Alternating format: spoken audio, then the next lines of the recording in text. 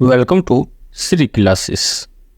आज हम लोग का टॉपिक है संविधान की अनुसूचियाँ और ये टॉपिक बहुत ही इम्पोर्टेंट है। तो आज हम लोग भारत की संविधान में जो अनुसूचियाँ हैं उसके विषय में विस्तार पूर्वक पढ़ेंगे और साथ ही उससे रिलेटेड एमसीक्यू को भी सॉल्व करेंगे। तो स्टार्ट करते हैं हम लोग कि भारतीय संविधान का निर्माण 26 नवंबर 1949 को हो गया था। उस समय भारतीय संविधान में 8 अनुसूचियां थी। उसके बाद अलग अलग संविधान संशोधन के द्वारा 4 अनुसूचियां जोड़ी गई और अभी वर्तमान में भारतीय संविधान में 12 अनुसूचियां हैं। तो जो हमारा मूल संविधान था उसमें 8 अनुसूचियां था और वर्तमान में कितने हैं, तो वर्तमान में 12 अनुसूचियां हैं। तो सबसे पहले हम लोग इस चार्ट को देखेंगे। इस चार्ट के माध्यम से हम लोग देखते हैं कि कौन 12 जो है हमारा अनुसूची है और किस अनुसूची में क्या उल्लेख दिया गया है। आगे हम लोग इसको फिर डिटेल से पढ़ेंगे और फिर एमसीक्यू को भी सॉल्व करेंगे। तो सबसे पहले है पहली अनुसूची। तो पहले अनुसूची में देश और 28 राज्यों का उल्लेख किया गया है। साथ ही जो केंद्र शासित प्रदेश है 28 राज्य, वह 8 केंद्र शासित प्रदेश के विषय में उल्लेख किया गया है। दूसरी अनुसूची का संबंध है वेतन, भत्ते और पेंशन से। तीसरा अनुसूची का संबंध है शपथ संबंधित उल्लेख से। चौथी अनुसूची का संबंध है राज्यसभा की सीटों का उल्लेख किया गया है। पांचवी अनुसूची अनुसूचित जाति और जनजाति क्षेत्रों के प्रशासन का उल्लेख दिया हुआ है। छठी अनुसूची में असम, त्रिपुरा, मेघालय, मिजोरम का जनजातीय प्रशासन का वर्णन किया गया है। सातवीं अनुसूची में केंद्र और राज्य के बीच शक्ति का बंटवारा का वर्णन किया गया है। आठवीं अनुसूची में 22 भाषाओं का उल्लेख किया गया है। 9वीं अनुसूची भूमि सुधार संबंधित है और 10वीं अनुसूची दल बदल संबंधित प्रावधान दिया हुआ है। 11वीं अनुसूची में पंचायतों का प्रावधान दिया गया है और 12वीं अनुसूची में नगर निकायों का प्रावधान दिया गया है। ये था हमारा चार्ट। इसको जो है आप क्या कर सकते हैं, तो इसी फॉर्मेट में निकाल के अपने वॉल भी लगा सकते हैं और आराम से इसको 2-4 बार देखने के बाद आपको याद हो जाएगा। अब इसको हमको डिटेल में पढ़ना है। जैसे कि यहाँ दिया हुआ है 7वीं अनुसूची, तो 7वीं अनुसूची में इसको 3 भाग में बांटा गया है। संघ क्षेत्र, राज्य सूची और समवर्ती सूची। तो अब इसको हम लोग विस्तार पूर्वक आगे पढ़ते हैं।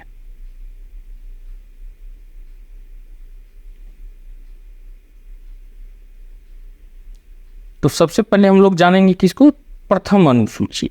तो प्रथम अनुसूची, इसमें भारतीय संघ के घटक 28 राज्य एवं संघ शासित 8 क्षेत्रों का उल्लेख मिलता है। तो प्रथम अनुसूची में 28 राज्य और 8 क्षेत्रों का 8 संघ शासित क्षेत्रों का वर्णन मिलता है।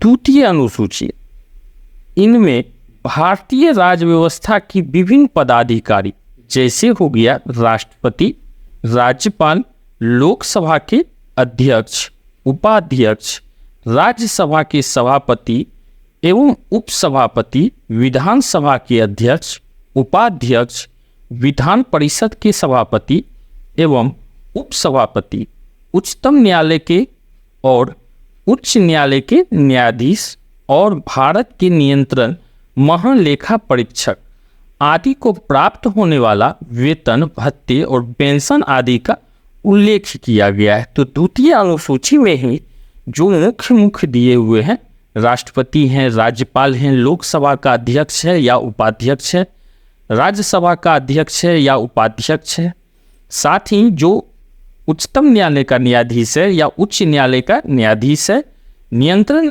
महालेखा परीक्षक हैं, तो इन सभी को जो वेतन, भत्ते और पेंशन दिया जाता है तो इससे संबंधित उल्लेख द्वितीय अनुसूची में वर्णित है।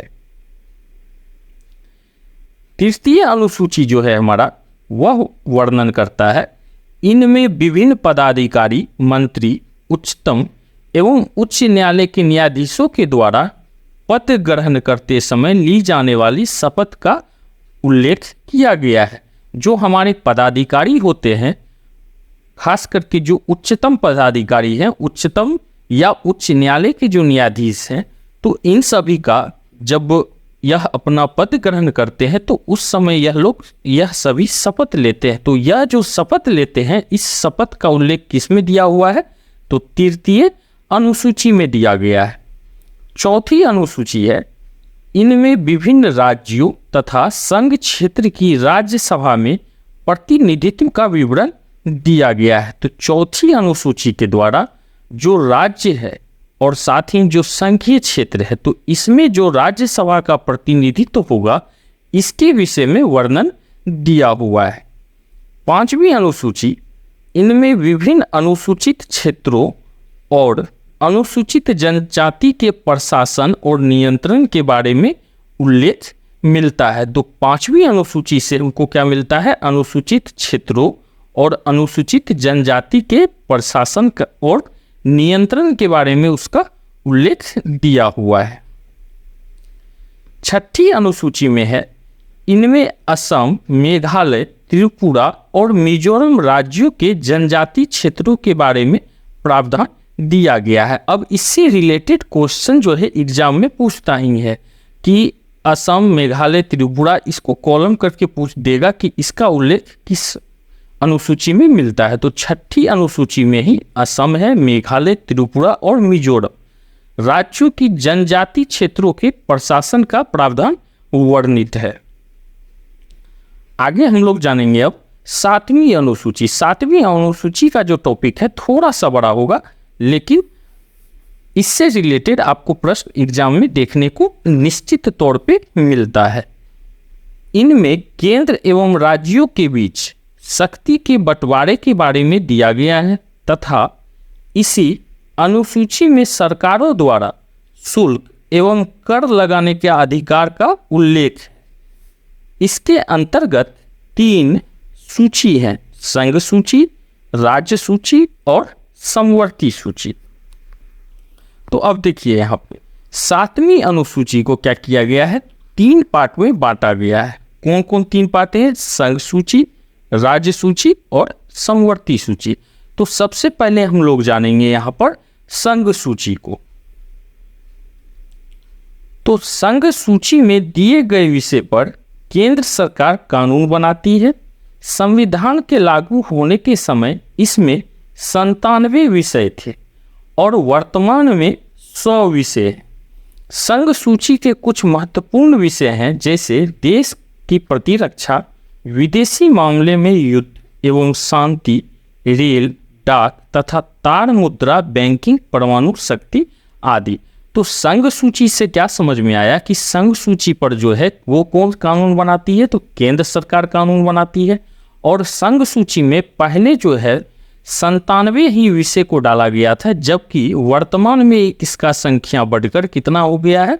तो 100 हो गया। अब इसमें सबसे इम्पोर्टेंट चीज है कि विषय क्या क्या है। तो विषय है जैसे देश का प्रतिरक्षा, विदेशी मामले, रेल, डाक तथा तार या मुद्रा बैंकिंग के विषय में, परमाणु शक्ति के विषय में। ये सारे विषय किस में है? तो संघ सूची में आते हैं। और दूसरा जो हमारा यहाँ पर है वो है राज्य सूची। तो अब हम लोग राज्य सूची के विषय में जानते हैं। राज्य सूची में दिए गए विषय पर राज्य सरकार कानून बनाती है और राष्ट्रीय हित से संबंधित होने पर केंद्र सरकार भी कानून बना सकती है। संविधान के लागू होने के समय इसके अंतर्गत 66 विषय थे, वर्तमान में 61 विषय हैं।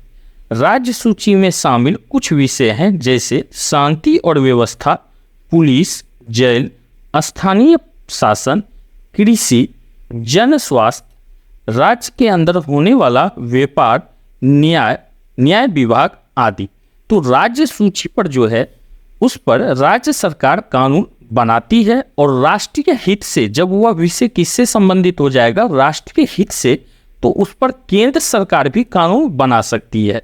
जब शुरुआत का समय था तो संघ राज्य सूची में 66 ही विषय वर्णित था, जो कि वर्तमान में घटकर इसका संख्या हो गया है 61। अभी कितने हैं, तो 61 इसमें विषय का संख्या दिया गया है।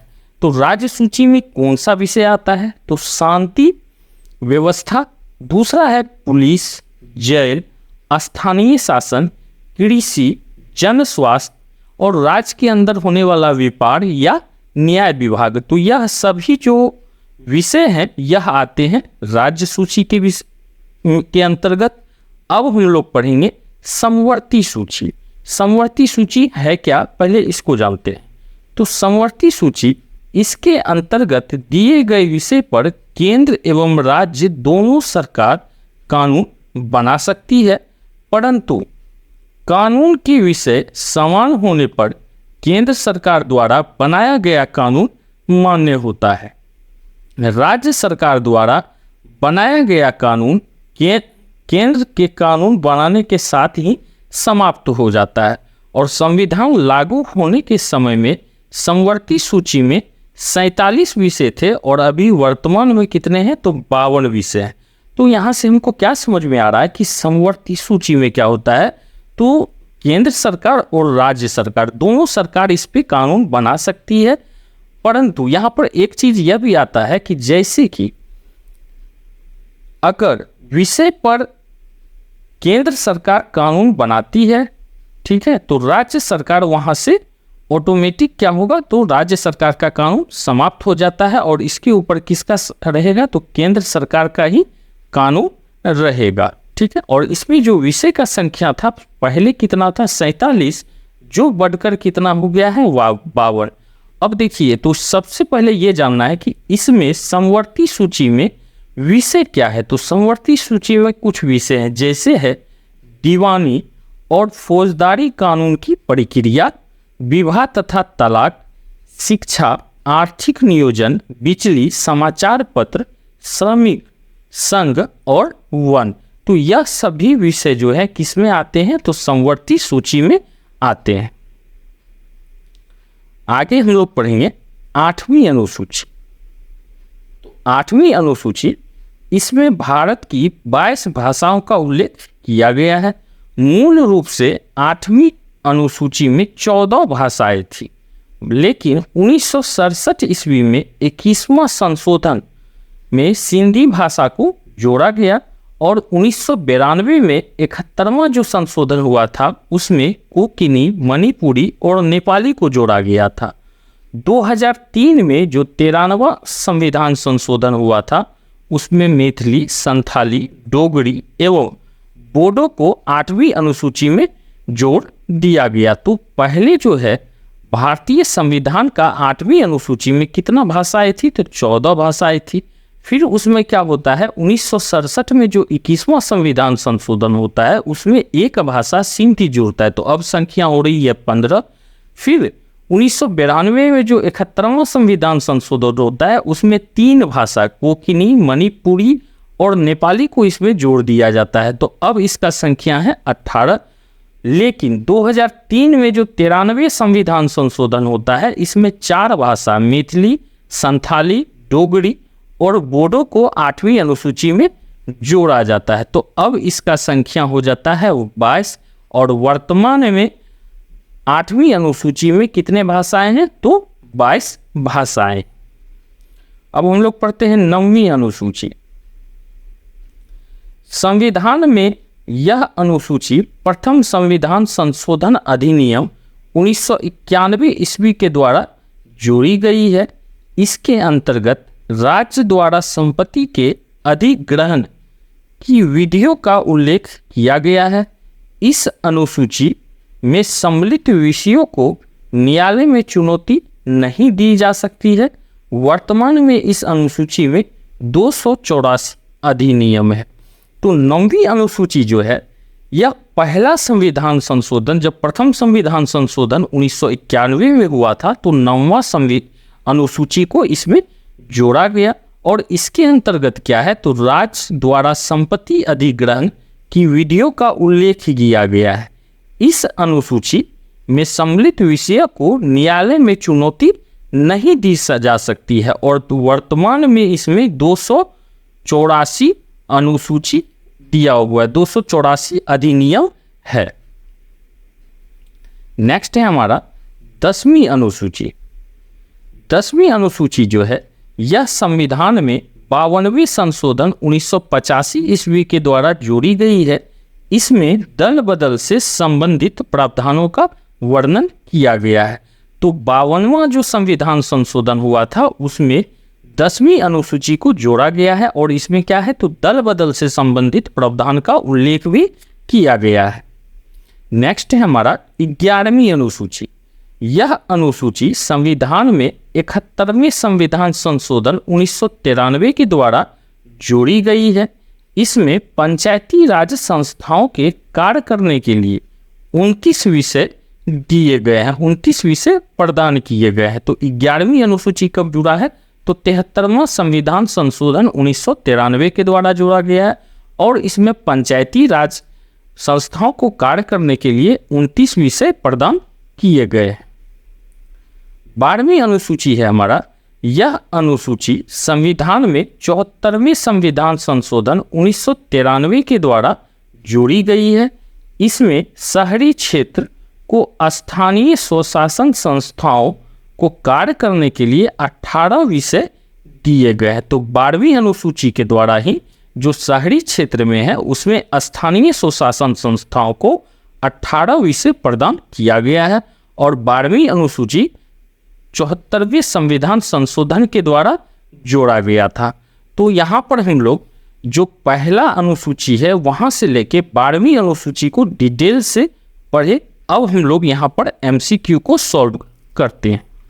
तो क्वेश्चन नंबर फर्स्ट, संविधान सभा द्वारा अंतिम रूप से पारित संविधान में कुल कितनी अनुसूचियां थी?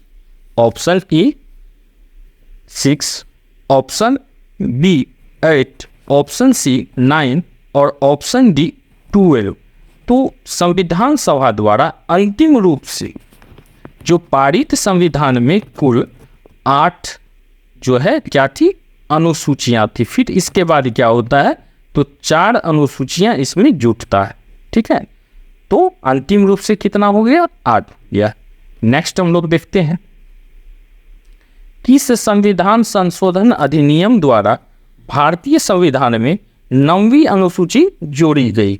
ऑप्शन ए पहला, ऑप्शन बी दूसरा, ऑप्शन सी 7वां और ऑप्शन डी 9वां। तो पहला संविधान संशोधन जो हुआ था इसके द्वारा 9वीं अनुसूची को भारतीय संविधान में जोड़ा गया था।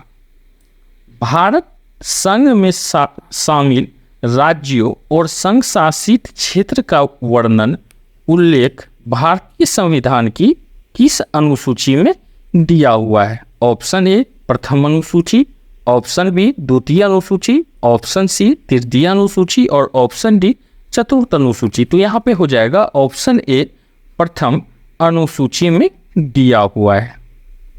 नेक्स्ट हम लोग देखते हैं कि भारतीय संविधान में 22 भाषाओं को राज्य भाषा का दर्जा प्रदान किया गया है। इन राज्य भाषाओं का उल्लेख किस अनुसूची में है? ऑप्शन ए 7वीं, ऑप्शन बी 8वीं, ऑप्शन सी 9वीं और ऑप्शन डी 10वीं। तो यहाँ पे हो जाएगा ऑप्शन बी 8वीं अनुसूची में वर्णित है। किस अधिनियम को संविधान की किस अनुसूची में सम्मिलित करने पर उसकी वैधता को किसी न्यायालय में चुनौती नहीं दी जा सकती है? ऑप्शन ए 5वीं, ऑप्शन बी 8वीं, ऑप्शन सी 9वीं और ऑप्शन डी 10वीं। तो यहाँ पे हो जाएगा ऑप्शन सी 9वीं अनुसूची को क्या कर सकते हैं हम लोग न्यायालय में चुनौती नहीं दे सकते हैं। नेक्स्ट देखेंगे हम लोग, हाल में आंध्र प्रदेश से अलग कर एक नए राज्य तेलंगाना का गठन हुआ। इससे भारतीय संविधान की किस अनुसूची में परिवर्तन होता है? ऑप्शन ए अनुसूची 1, ऑप्शन बी अनुसूची 7 की राज्य सूची, ऑप्शन सी अनुसूची 9 और ऑप्शन डी अनुसूची 10। तो यहाँ पे हो जाएगा अनुसूची 1। नेक्स्ट प्रश्न को देखेंगे हम लोग। संविधान की 6ठी अनुसूची इनमें से किस राज्य में लागू नहीं होती है? Option A Assam, option B Meghalaya, option C Tripura और ऑप्शन डी मणिपुर। तो यहाँ पे हो जाएगा ऑप्शन डी मणिपुर। यह क्वेश्चन जो है यह VVI है, ठीक है, यह बहुत बार यह क्वेश्चन पूछा गया है। नेक्स्ट देखेंगे हम लोग। भारत के संविधान की अनुसूची तथा उसके विषय निम्नलिखित युग्म में से कौन सा एक सही सुमेलित नहीं है? तो नहीं है वाले क्वेश्चन को हम लोग कुछ अच्छे रूप से देखेंगे। जैसे एक साइड अनुसूची दिया हुआ है, दूसरे साइड विषय दिया हुआ है। तो 8वीं अनुसूची इसमें भाषाएं का उल्लेख है, तो यह सही है। दूसरी अनुसूची शपथ तथा प्रतिज्ञान का प्रारूप, तो यह गलत है। तो दूसरी अनुसूची में क्या है? तो दूसरी अनुसूची में वेतन, पेंशन, भत्ता का वर्णन किया गया है। चौथी अनुसूची में क्या है? तो राज्यसभा में स्थानों का आवंटन सही है। और 10वीं अनुसूची में दल बदल आधार निहरता के विषय में, तो यह भी सही है। तो यहाँ पे हो जाएगा कौन सा नहीं है? तो ऑप्शन बी। नेक्स्ट हम लोग देखते हैं कि भारतीय संविधान की किस अनुसूची में पंचायती राज संस्थाओं का प्रावधान है? ऑप्शन ए 10वीं अनुसूची, ऑप्शन बी 11वीं अनुसूची, ऑप्शन सी 9वीं अनुसूची और ऑप्शन डी 12वीं अनुसूची। तो यहाँ पे हो जाएगा ऑप्शन बी 11वीं अनुसूची। तो 11वीं अनुसूची में पंचायती राज संस्थाओं का प्रावधान दिया गया है। नेक्स्ट देखेंगे हम लोग। सूची 1 और सूची 2 सुमेलित कीजिए तथा सूची के नीचे दिए गए कूट से सही उत्तर का चयन कीजिए। तो यहाँ सूची 1 में दिया हुआ है 7वीं अनुसूची, 8वीं अनुसूची, 9वीं अनुसूची और 10वीं अनुसूची। और उसी जगह है सूची 2 में भाषाएं, दल परिवर्तन पर आधार निहरता, और 3 में दिया हुआ है संघ राज्य समवर्ती सूची और 4 में है कुछ अधिनियमों का विधि मान्यकरण। तो 8वीं अनुसूची का संबंध है भाषा से। और उसी जगह जो है जो 7वीं अनुसूची है, तो 7वीं अनुसूची का वर्णन है संघ राज्य तथा समवर्ती सूची में दिया हुआ है। किसका वर्णन दिया हुआ है? संघ का, राज्य का और समवर्ती सूची का। 9वीं अनुसूची में जो है इसमें जो दिया हुआ कुछ अधिनियम जो विधि मान्यकरण हो, तो यहाँ पर हो जाएगा ऑप्शन 4। और यहाँ पर दिया हुआ है 10वीं अनुसूची, तो 10वीं अनुसूची में दल बदल परिवर्तन के विषय में दिया हुआ है। तो पहला का हो गया 3, दूसरा का हो गया 1। तो इस आधार पे हो जाएगा ऑप्शन डी। इसी के साथ हम लोग भारतीय संविधान को विस्तार पूर्वक भी पढ़े और इसका शॉर्टकट तरीका को भी जाने। तो आप लोग वीडियो को लाइक, शेयर और सब्सक्राइब करें।